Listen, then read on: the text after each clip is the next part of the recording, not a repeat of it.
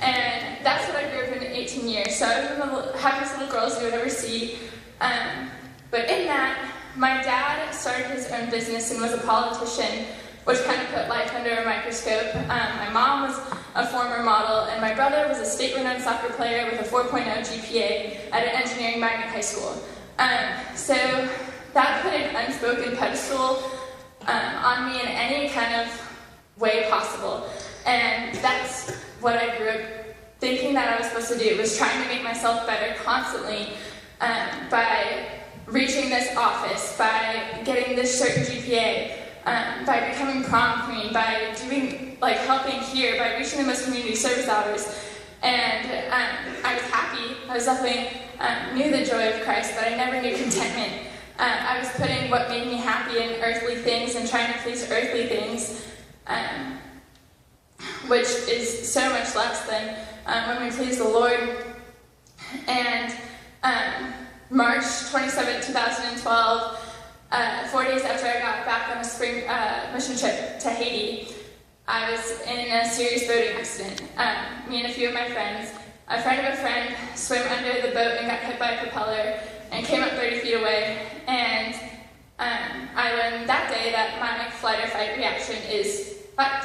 And I jumped in the water without a life jacket on. And in that water, the things I saw in that water, I won't tell you, it's kind of gross. And just change the joy I had. I grew up in this very sheltered, protected way. My parents were so loving. I always felt so loved.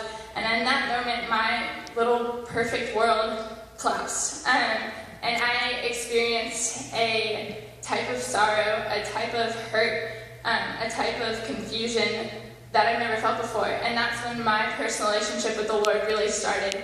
And I'd like to say I turned to him and took my pain to him right away, but I can't. I decided I didn't want to feel sad, and I couldn't feel happy, and I was stubborn, and I didn't want to look to anyone else to help me, so I decided to feel numb.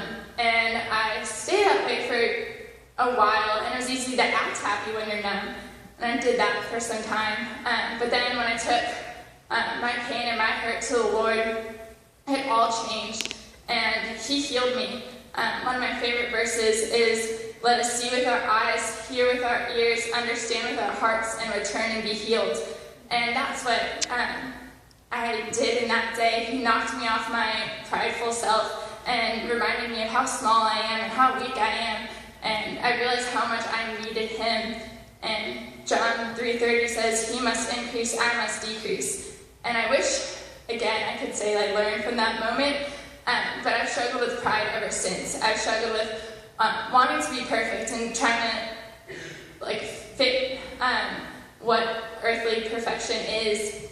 He constantly humbles me, but it's also great because I get to be reminded of the joy that he brings. Nothing that I can bring, but he brings more joy than I could ever imagine. And coming to college, I didn't tell MK this part of my testimony. It's kind of a surprise. It's okay.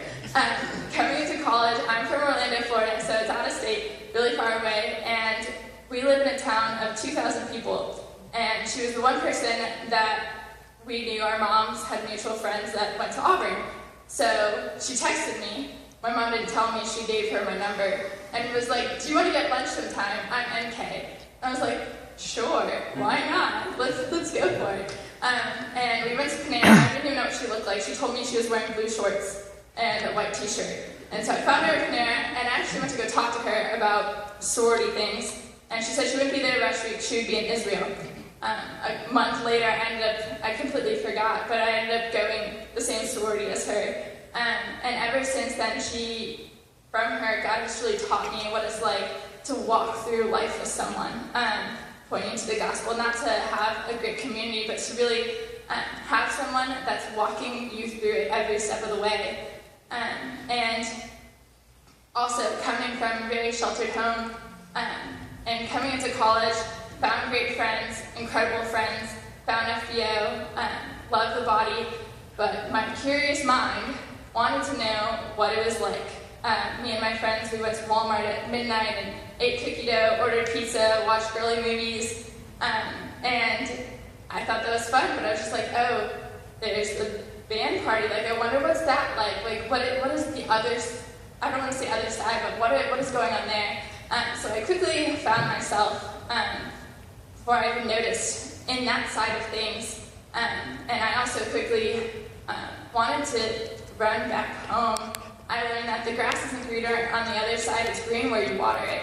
And I was trying to water dead grass, and going there and trying to find contentment there. I just wanted to go home. I wanted to go back and eat cookie dough and eat pizza and hang out with my friends and sing in our apartment, because that just brought me so much joy beyond words, and to have that community. And also, but God's not just good, He's great. He not only brought me back to incredible community, He also took those harmful decisions and made it good. After that, I got a taste of what it's like to show someone mercy and grace. We throw those words out all the time, but do we really understand what they mean?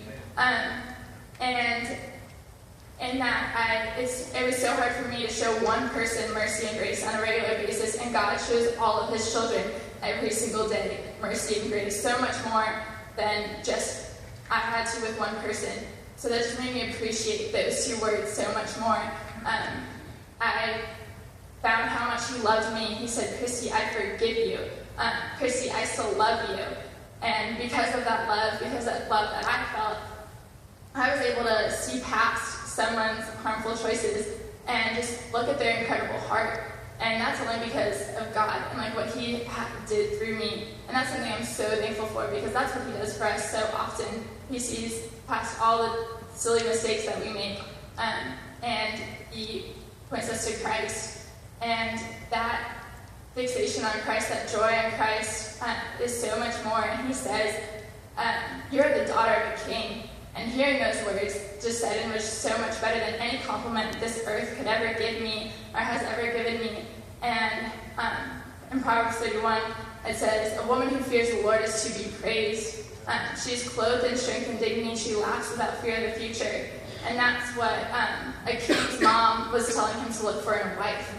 And ever since then, that's something so much greater than what's considered perfect to this world, and so much more worthy and so much more rewarding to strive to than anything this world has ever offered. And so just being committed with Christ, solving life's problems, especially with her, texting her at very late hours, asking her for help. I've learned it's okay to ask for help. It's okay that I don't know what's going to happen. I don't know what's going to go on. I'm not in control of everything. And God continues to humble me, to put down my pride, but it just increases Him in my life, and that I'm so incredibly thankful for.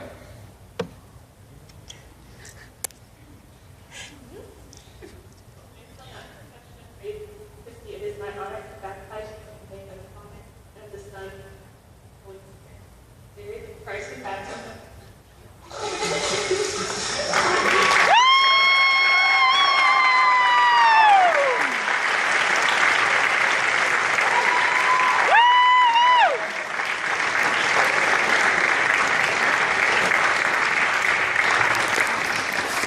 How big